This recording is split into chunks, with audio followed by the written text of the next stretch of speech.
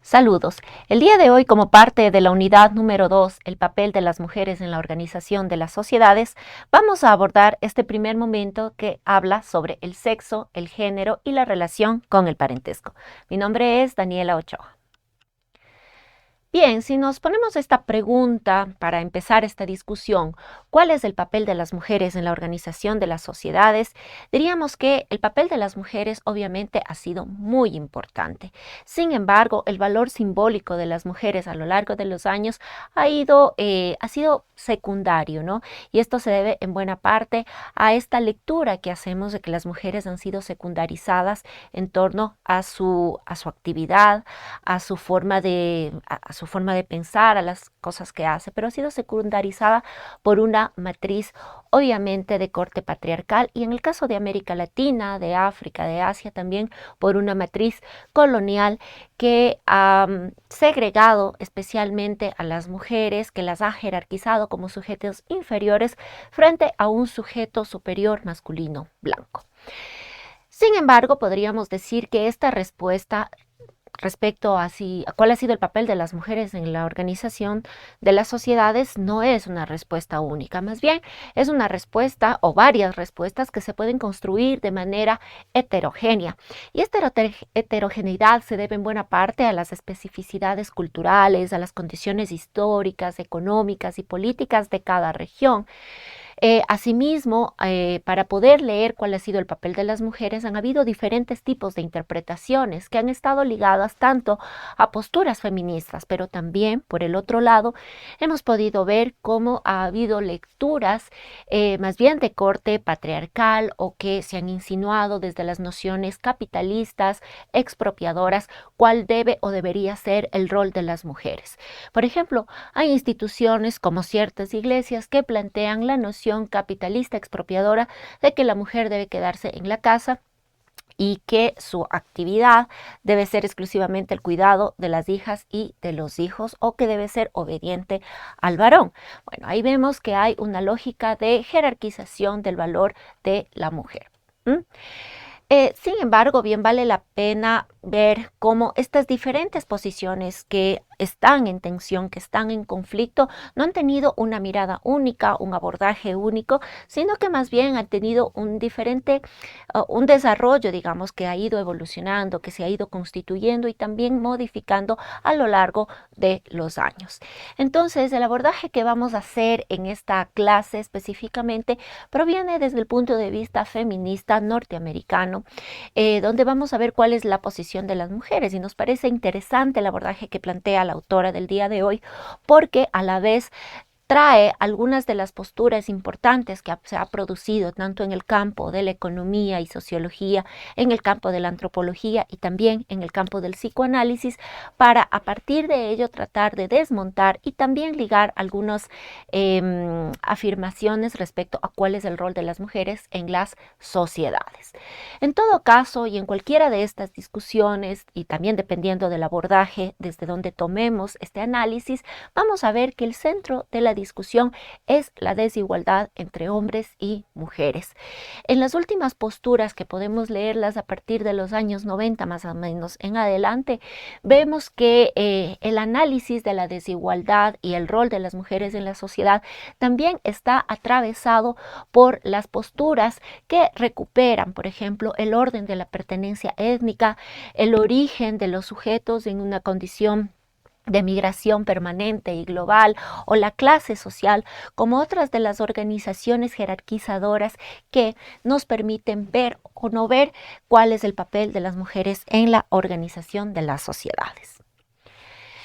La clase de hoy va precisamente a abordar un texto que nos parece muy interesante, bueno, un par de textos en realidad, sobre una antropóloga que se llama Gayle Rubin, que nació en el año de 1949, está viva aún, ella es norteamericana, es antropóloga cultural, profesora universitaria, pero también una activista muy importante en torno a los derechos de las poblaciones homosexuales.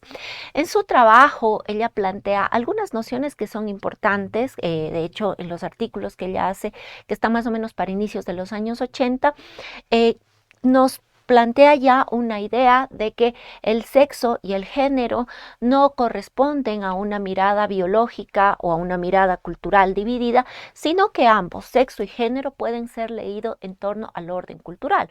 Pues como ella dice literalmente, sexo y género se expresan y se organizan a través de la cultura. Y esa es precisamente la discusión que hace en dos de sus textos, El tráfico de mujeres, notas sobre la economía política del sexo, y Reflexionando sobre el sexo, notas para una teoría radical de la sexualidad. Rubin acuña este concepto que se llama sistema sexo-género, que a veces lo hemos escuchado, nos parece muy normal, pero que en realidad tiene su origen precisamente en este feminismo que trata de radicalizarse para los años 80-90, en el que ella plantea que este sistema no puede dividir el sexo por un lado como algo biológico o el género como algo planteado socialmente, sino que ella entiende que en sí todo este sistema articulado llamado sexo-género es un momento reproductivo de un modo de producción. Cualquiera que sea el tipo de producción, puede ella hablar tanto de las sociedades capitalistas como de las sociedades feudales o de las sociedades tribales. Ella dice que en cada sociedad y en cada modo de producción aparece este sistema sexo-género, ¿no? Que además permite la organización de las nociones de la reproducción en todos los habitantes. Bien, para ella el sistema sexo-género incluye mucho más que las relaciones de procreación. Cuando habla de sexualidad no está hablando de procreación en el sentido meramente biológico, sino que ella especifica que más bien este sistema sexo-género es producto de las relaciones sociales específicas que organizan esa relación.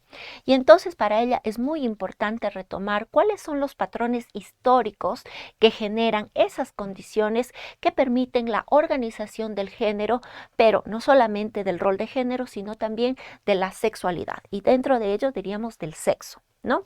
Es decir, el sexo como algo biológico tampoco está desarticulado de la condición cultural. Y en ese sentido, para Rubin, los sistemas de parentesco son y hacen muchas cosas, pero están formados por y reproducen formas concretas de sexualidad socialmente organizada. Para Rubin, los sistemas de parentesco son formas empíricas y observables de sistema sexo-género. Entonces, para Rubin es muy importante, por ejemplo, hacer un análisis de la organización misma de los sistemas de parentesco para entender cómo se plantean ciertas leyes, ciertas normas en estas organizaciones y a partir de ello comprender cómo se organiza tanto el rol de género como la sexualidad.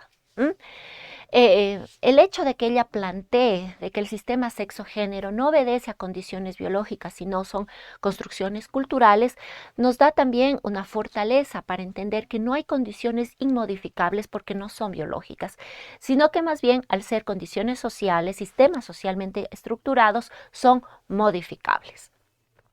Ella también sostiene que cada sociedad, sin importar la cuestión histórica, toda sociedad tiene sistemas de sexo-género, ¿no? Y claro, pensando en las sociedades globales, diríamos que estos sistemas sexo-género pues están articulados, están atravesados por distintas condiciones culturales, lo que complejiza más aún la comprensión de estos sistemas sexo-género. Eso no significa que no existan, sino que es más compleja el análisis. Y asimismo, Rubin plantea que el capitalismo, que es el sistema de producción que ella analiza, tiene precisamente un sistema de producción que depende de las tareas domésticas de las mujeres que permite la transformación de las mercancías en el sustento del trabajador. Y además sostiene que esa condición de la transformación de las mercancías va de la mano de la obra del trabajo no pagado de las mujeres. Y es más, que las mujeres son expropiadas de la ganancia resultante de ese sobretrabajo. Entonces, ella plantea que las mujeres no tienen acceso al capital resultante y ese no acceso al capital que se construye o que se da a partir del sobretrabajo, de su fuerza de trabajo no remunerada, es precisamente una forma de expropiación del trabajo femenino. Pero esto en torno al análisis específicamente del sistema de producción capitalista. Sin embargo, esta primera teoría que ella plantea de que el sexo y el género se expresa a través de cultura, es decir, de cualquier tipo de cultura, en cualquier geografía, en cualquier sistema de producción, yo creo que nos trae elementos muy importantes para pensar que el sexo y el género, además al estar relacionados con el parentesco y con el rol de las mujeres, precisamente puede ser muy amplio y que el rol de las mujeres está determinado nuevamente por las normativas y las condiciones de una sociedad. Rubin hace un análisis básico de tres importantes autores, el marxismo de Engels, el estructuralismo de Lévi-Strauss, específicamente hace un análisis de sus trabajos sobre parentesco y familia, y el psicoanálisis freudiano y lacaniano. Y de estos tres elementos ella va viendo cuáles son los aportes, pero también cuáles son las cuestiones que no logran avanzar en estas tres lecturas, que además son hechas por hombres, dice, también tienen un pare, ¿no? Una cosa que no, una muralla, se podría decir, una frontera para poder comprender la complejidad que significa el sistema sexo-género para las mujeres. Y entonces el primer aporte que ella retoma es el del marxismo y específicamente del trabajo de Engels, que precisamente plantean el tema de la adquisición de la mercancía y cómo la mercancía, ¿no? Porque el sistema capitalista básicamente es un productor de mercancías que luego serán negociadas y vendidas, y esa venta producirá la acumulación de mayor capital. Ahí está la lógica del capitalismo. Dice, bueno, para poder lograr esa mercancía y para que incluso los mismos obreros que adquieren esa mercancía puedan vivir de ella. Por ejemplo, si un obrero compra unos tallarines, pero no se los puede comer crudos, necesita de alguien que intervenga para que pase eso crudo a lo cocido, y entonces está haciendo una relación y dice, básicamente ninguna mercancía es consumible así porque sí, sino que tiene que ser transformada para el consumo.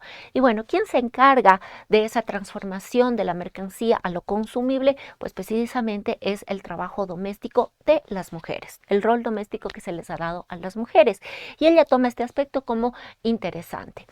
También retoma la noción de que las mujeres lo que producen es precisamente plusvalía. Es decir, a partir del sobretrabajo no pagado, lo que están generando es una serie de ventajas económicas y materiales que resultan útiles para la acumulación capitalista, y mucho más útiles precisamente porque no hay un salario que pague este sobretrabajo de las mujeres. Como no hay salario, entonces lo que se genera es ganancia en bruto, y eso se llama la plusvalía.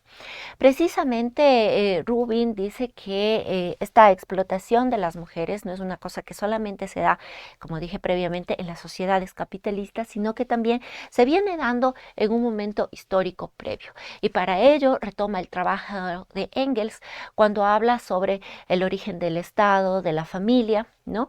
Para recuperar que en realidad hay una génesis de esta organización de la producción de la plusvalía en las sociedades capitalistas. Bien, un segundo aporte que ella retoma es el trabajo de Lévi-Strauss respecto al parentesco. Y entonces recordemos que Lévi-Strauss mira el parentesco como un sistema de categorías y posiciones socialmente construidas. Esto es interesante porque Lévi-Strauss nos abre para entender nuevamente el parentesco como una serie de normas socialmente constituidas y no como una condición biológica.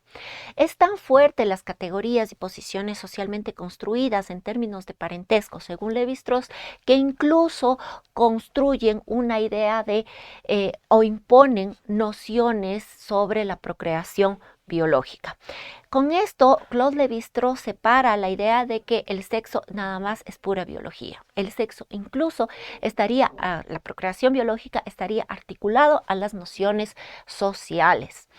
Lévi-Strauss, por otro lado, en su trabajo sobre el parentesco, retoma la idea de que la esencia de los sistemas de parentesco está en el intercambio de las mujeres entre hombres. Implícitamente, aunque no explícitamente, Lévi-Strauss plantea cierta teoría de opresión sexual de los hombres con las mujeres, pues lo que se intercambia son mujeres. ¿Y quiénes lo intercambian? Los hombres. Al mismo tiempo, y este es uno de los cuestionamientos que le hacen Rubin a Levi-Strauss, dice, bueno, según la teoría de Levi-Strauss, entonces el intercambio, la presión femenina es una cosa solamente que se da en sociedades heterosexuales y da por hecho Levi-Strauss de que estas relaciones se producen exclusivamente en la relación hombres-mujeres. Y bueno, entonces dice, eso no es obligatorio en realidad, quizá en los sistemas de parentesco que estudió Levi-Strauss, esto de la heterosexualidad era una norma y la organización del intercambio de las mujeres por los hombres era una norma, pero en una sociedad heteronormada. Eh, Sin embargo, dice, en las sociedades actuales vemos que la condición heteronormada tampoco es la regla. Y entonces, ¿cómo explicamos esa relación de subyugación hacia las mujeres, ¿no? En sociedades que ya no son heteronormadas? Por otro lado, para, para Rubin también, Levi-Strauss plantea esta idea de que los sistemas de parentesco se vuelven más bien como la frontera, cohesionadores, pero también explotadores de alguna manera de las mujeres, porque precisamente desde el punto de vista de Levi-Strauss, el parentesco se constituye en una organización social que obliga a las mujeres al servicio de ese parentesco. ¿Mm? Bien, y el tercer planteamiento que retoma Rubin proviene del psicoanálisis, tanto de Freud como de Lacan. Ella retoma un tema que le parece muy interesante y es que el psicoanálisis nos plantea que la adquisición del género se hace a partir de la cultura, es decir, el rol de niños, de niñas, es una cuestión construida de manera inconsciente, ¿no? Por otro lado, ella retoma la importancia que plantea también esto Freud y Lacan. La cultura provee de una serie de mecanismos por los cuales se dividen los sexos, ¿no? Y deforma incluso a los sexos dentro de una sociedad humana. ¿Esto qué quiere decir? Que básicamente la cultura inconscientemente impacta y atraviesa y es reproducida por las personas de tal suerte que ningún sujeto puede ser lo que quiere ser por sí mismo como individuo, sino que se deforma o toma la forma que la sociedad le da, ¿no? De tal suerte que, por ejemplo, dice, niños andróginos y bisexuales se convierten específicamente dentro de la dicotomía o niños o niñas. Es crítica Rubin del psicoanálisis, a pesar de que retoma estas cuestiones que le parecen muy importantes para plantear su idea del sistema sexo-género, también es crítica con el psicoanálisis porque dice que tiene una alta carga moralista. Por ejemplo, Freud planteaba esta idea de que las niñas tienen envidia del pene de los hombres y asimismo habla de la represión de los elementos masculinos en las niñas y por qué las niñas se acercan a los padres en esta intención de tener la imagen paterna que envidian, ¿no? Entonces, esa visión a Rubin le parece contradictoria, no le parece nada feminista y también es crítica porque dice, ha sido una noción fundadora en las ideas de feminidad que tenemos hasta este siglo. Sin embargo, eso hay que cuestionarlo, sin desligar tampoco la importancia del trabajo del psicoanálisis. Bien, en conclusiones, Rubin nos plantea que este sistema sexo-género, al ser una organización socialmente producida, al estar atravesada por la cultura, hacer algo que se produce en el entorno cultural, puede ser organizado a través de la acción política. Es decir, es un ejercicio tremendamente político, está atravesado por la política, la noción del qué es ser mujer, cuál es el rol de las mujeres dentro de una sociedad. Y si no miramos desde la noción política, entonces difícilmente se pueden cambiar esos cánones que se han pensado como biológicamente estructurados. Y por eso para ella es importante replantear, sin dejar de lado, pero replanteando las posturas freudianas y levi-straussianas sobre el intercambio de las mujeres y el rol de las mujeres mismas dentro de las sociedades a través del parentesco. Temas importantísimos para comprender que el rol de las mujeres en realidad no es uno, sino que es mucho más complejo de determinarse en función de las condiciones socioculturales en donde las mujeres nos desarrollamos.